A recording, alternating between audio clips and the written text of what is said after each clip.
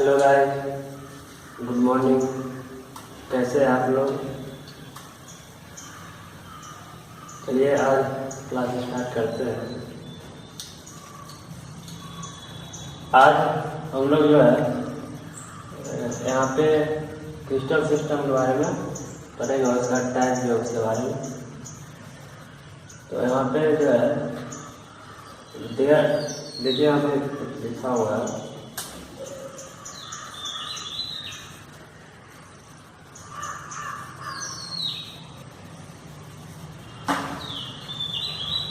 there are 7 types of crystal systems and 14 types of lattice या उसी को ब्रेवेज lattice बोलते हैं। तो क्रिस्टल सिस्टम जो है वो 7 और 7 टाइप का होता है, जो कि यहाँ पे शॉर्ट में सीटो एचएमटी बोल सकते हैं। तो यहाँ पे सी का मतलब क्यूबिक होता है और टी का मतलब टेट्रागोनल होता है। वो का मतलब यहाँ पे रंबोहेड्रल है। उसके बाद अर्थो रंबिक होता है का मतलब, और आर का मतलब रंबोहेड्रल होता है, और एस का मतलब यहाँ पे हेलियागोनल, और एम का मतलब यहाँ पे मोनोक्लिनिक, और टी का मतलब ट्राइक्लिनिक होता है। ये 7 टाइप का होता है। अब यहाँ पे जैसे एक मतलब किनारा है ना, तो किनारा जो होता है जैसे घन में ABC माना जाता है, या यहाँ पे टेट्रागोनल में ABC मानेंगे। तो घन में जो होता है क्यूबिक में ना, जो ए जो होता है ना, वह ए बी और सी आपस में बराबर होता है। सभी जो उसका किनारा होता है वो बराबर होता है। और टेट्रागोनल में क्या होता है, ए और बी बराबर होता है, डज नॉट इक्वल सी। यहाँ पे जो ऑर्थोरॉम्बिक है उसमें ए बराबर a does not equal b does not equal c.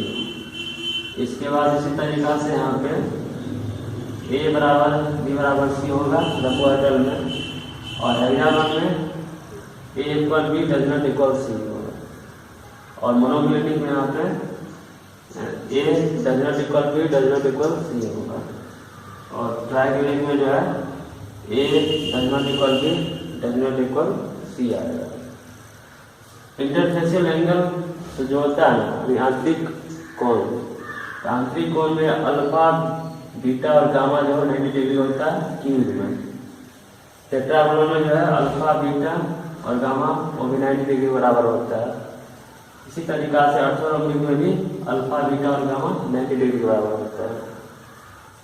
इसके बाद जो है रंबोहेड्रल में जो है वो अल्फा और बीटा बराबर gamma is not equal does not equal जो है यहाँ पे 90 डिग्री के बराबर नहीं होता है।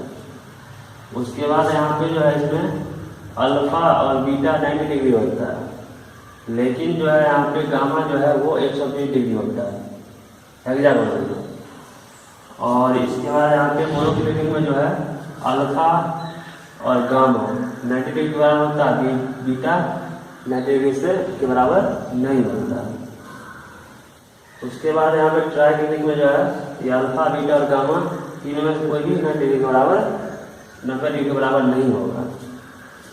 तो यहाँ पे जो नंबर ऑफ यूनिट सेल है क्यूबिक में 3 टाइप का होता है, जो कि इससे पहले हम बात कर चुके, इसके बारे में पढ़ा चुके थे। सिंपल क्यूबिक सेल के बारे में, बॉडी सेंटर सेल और फेस सेंटर सेल के बारे में पढ़ा चुके थे। उसमें ये 3 टाइप का होता है। उसी तरीका से टेट्रागोनल 2 टाइप का होगा, और ऑर्थोरॉम्बिक 4 टाइप का होता है, यूनिट सेल इसमें होता है, और रंबोहेड्रल में 1 टाइप का, अनुवन एक होता है टाइप का, और ये इसमें हेलियागोनल में 1 टाइप होगा, और उसके बाद मोनोक्लिनिक में 2 टाइप और ट्राइक्लिनिक में 1 टाइप होता है। इस तरीका से ये एक कॉर्ड मतलब यहाँ पे है जो कि 14 टाइप का हो जाएगा। तो इसको ऐड करने के बाद 14 बनेगा, जो लैटिस को बोलते हैं, इसी को ब्रेवेज लैटिस बोला जाता है। तो इस तरीका से यहाँ पर ये आता है। तो क्रिस्टल सिस्टम यहाँ पे जो है वो आपको यहाँ पे 7 टाइप का होता है, जो कि यहाँ पे इस तरीका से एज यानी किनारा इसका ही आपस में ऐसे होगा, एंगल इंटरफेशियल एंगल ये होता है, और यहाँ पे जो ब्रेवेज लैटिस जो होता है वो 14 टाइप्स होता है, यानी 14 प्रकार का होगा। इसके बाद आगे हम लोग जो है एनालिसिस ऑफ यूनिट सेल के बारे में पढ़ेंगे। देखिए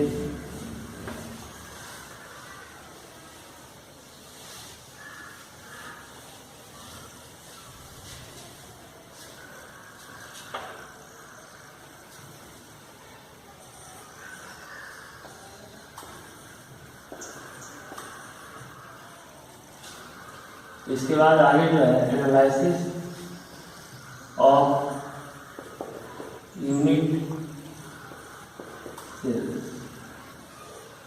इसमें सबसे पहले जो है यानी क्यूबिक यूनिट सेल की बात करें, cubic unit cell.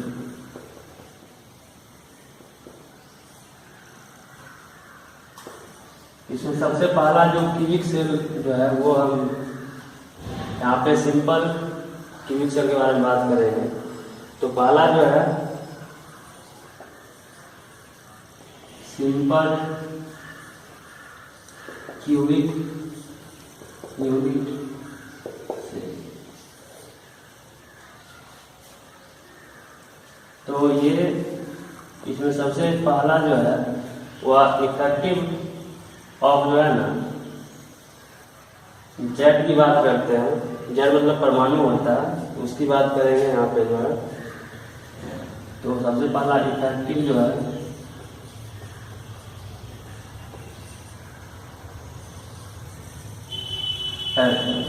Effective atom या नंबर ऑफ एटम लिख सकते हैं, effective number of atom.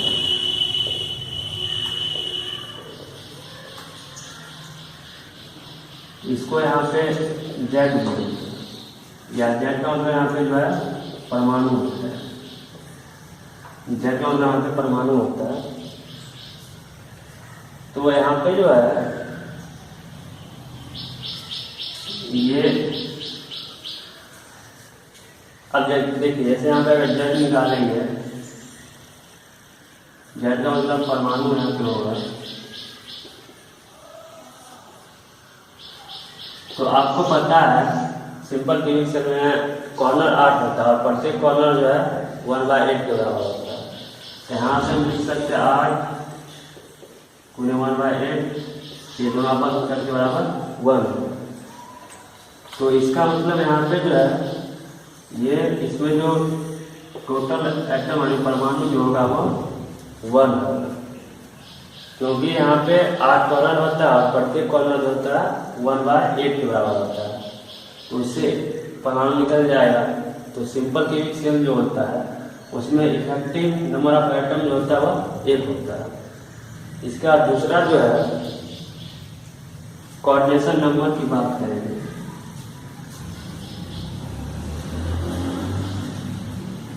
B number जो है कोऑर्डिनेशन नंबर।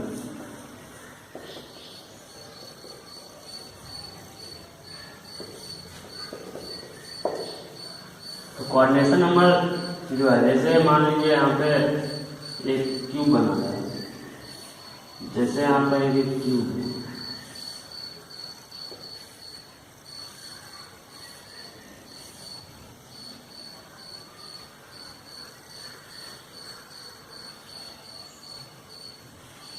ये बना हुआ। अब कॉर्नर कितना 8 तो कॉर्नर होता है पता है। जैसे यहाँ पर ये कॉर्नर, ये वाला कॉर्नर है, ये इस तरीका से यहाँ पे 8 कॉर्नर होता है। तो ये 8 जो कॉर्नर होता है, अब देखिए ये कॉर्नर की संख्या यहाँ पे 8 है। अब जब इसमें एक और लेयर इसमें जोड़ेंगे, एक और जब लेयर जोड़ेंगे तो इसको आप आगे बढ़ा सकते हैं। जैसे मान लीजिए इसको जब आगे बढ़ाएंगे, तो आगे जब बढ़ाएंगे तो यहाँ पर जो है इसको हम आगे बढ़ा रहे हैं, ये भी ऊपर आगे इसको बढ़ा सकते हैं जब अगला लेयर यहाँ पे आएगा, और यहाँ से एक लेयर इसमें और डाल देंगे। तो इस जगह पे यहाँ पे लेयर जो डाला हुआ है, यहाँ पर भी मतलब पार्टिकल्स होगा। इस जगह पे एक पार्टिकल्स यहाँ पे आएगा, यहाँ पर भी आएगा, इस तरीका से आएगा। तो यहाँ पे जो है अब जैसे मान लीजिए कोऑर्डिनेशन नंबर का मतलब क्या होता है, जैसे कोई आयन या अणु है या परमाणु के चारों तरफ जितना किसी आयन का तो जितना परमाणु मूव करता है या करता है उसको बोलते हैं कोऑर्डिनेशन नंबर। तो मान लीजिए इस अगर एटम की बात करते हैं, इस आयन का, यहाँ पर से चारों तरफ कितना घूम रहा है, तो एक तो आपको यहाँ पे बता सकते हैं जैसे कि इस जगह पे घूम रहा है, इस जगह पे यहाँ पे एक है, जैसे मान लीजिए घूमेगा, ये पॉइंट जो है इससे अटैच है, एक तो यहाँ पर ही आ गया, ये फिर इससे जुटा हुआ मतलब अटैच है, यहाँ पर एक आ जाएगा, और ये वाला जो है इधर से ये अटैच है, तो यहाँ पर ये अटैच है। तो अब देखिए, तो इस अगर एटम की बात करते हैं, मतलब जो कॉर्नर यहाँ पर इस एटम के चारों तरफ कितना घूम रहा है, इसके चारों तरफ दिख रहा है आपको यहाँ पे जो है, एक तो आपका यहाँ पे आ गया, ये दूसरा एक यहाँ पे घूम रहा है इस जगह पर, तीसरा ये आ गया, चौथा का ये, पांचवा ये और ये छठा ये। इसका मतलब ये होता है जो सिंपल यूनिट स्केल में जो है ना वो कोऑर्डिनेशन नंबर 6 होगा, क्योंकि किसी भी परमाणु है या आयन के चारों तरफ कितना परमाणु का 6 आयन घूम रहा है। यहाँ पर इस पॉइंट से अगर बात करेंगे तो यहाँ पर दिख रहा है आपको 6 घूम रहा है, एक तो ये होगा, दूसरा, तीसरा, चौथा, पांचवा और छठा, तो 6 घूम रहा है। इसका मतलब क्या है, कोऑर्डिनेशन नंबर इसका 6 होगा। तो यहाँ पे जो इसका कोऑर्डिनेशन नंबर जो आएगा वो 6 आएगा। तो यहाँ पे सेकेंड नंबर वाला कितना 6 आएगा, इसका कोऑर्डिनेशन नंबर 6 है। इसके बाद तीसरा जो है 3 नंबर है,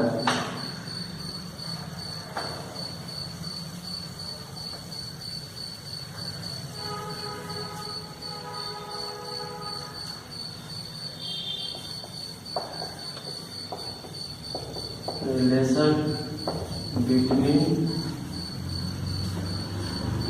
ए एंड आर। ए और आर में रिलेशन के साथ, रिलेशन क्या है दोनों में के साथ क्या रिलेशन है। तो ए का मतलब यहाँ पे जो है ना, ए का मतलब यहाँ पे जो होता है वो एज लेंथ होता है।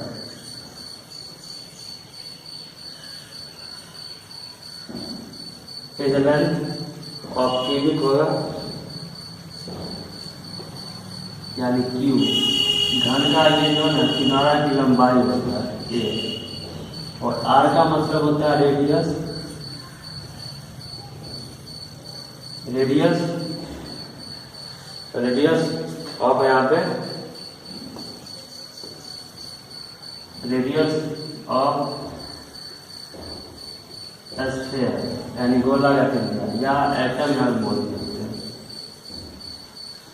तो स्फीयर जो होता है उसका होगा, या यहाँ पे जो है इसको एटम बोलेंगे।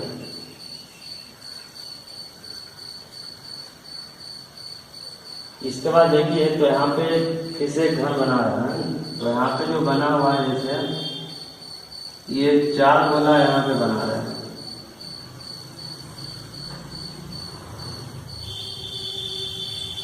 इस तरीका से यहाँ पे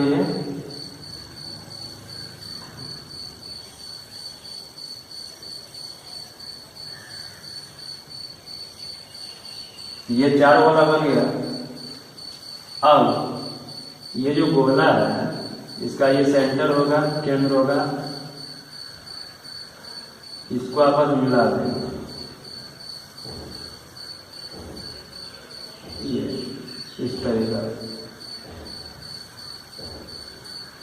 अब इस गोला के ऊपर है 3 गोला बना, तो एक तो इधर से ये दिखेगा, यहाँ से इसका एक पार्ट ये आएगा, इधर से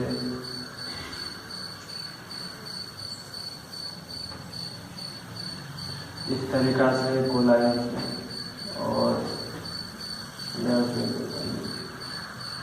और एक यहाँ पे इसके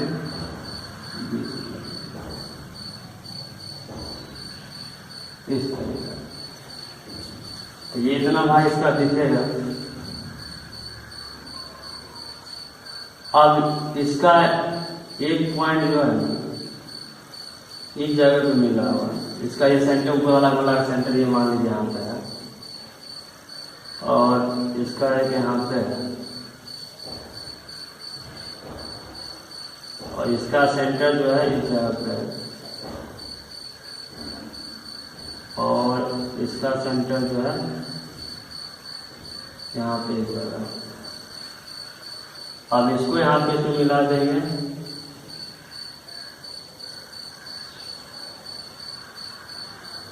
इसके बाद इसको इससे मिलाएंगे, और ये वाला इससे मिल जाएगा, और ये वाला इससे मिल जाएगा। अब यहाँ पे इसको ये मिला देंगे इसके साथ,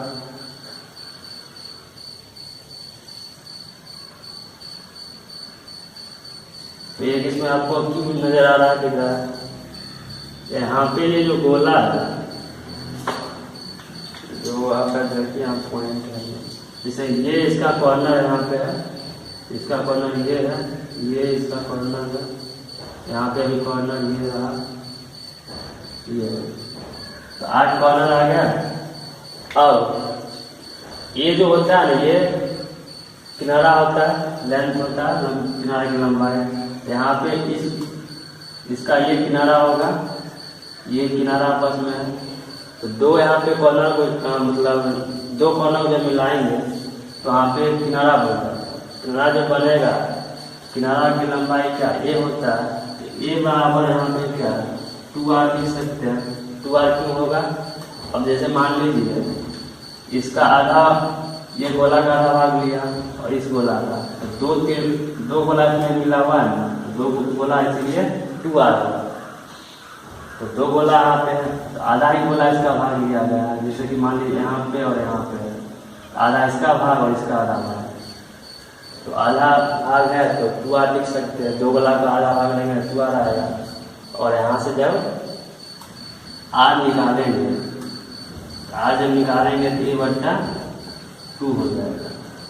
तो यहाँ पे जो है a और r में रिलेशन क्या, a बराबर 2r या r बराबर a/2 लिख सकते हैं। तो इस तरीका से यहाँ पे आएगा, और इसका जो एक और पॉइंट होगा जो नेक्स्ट लेक्चर में बताएंगे।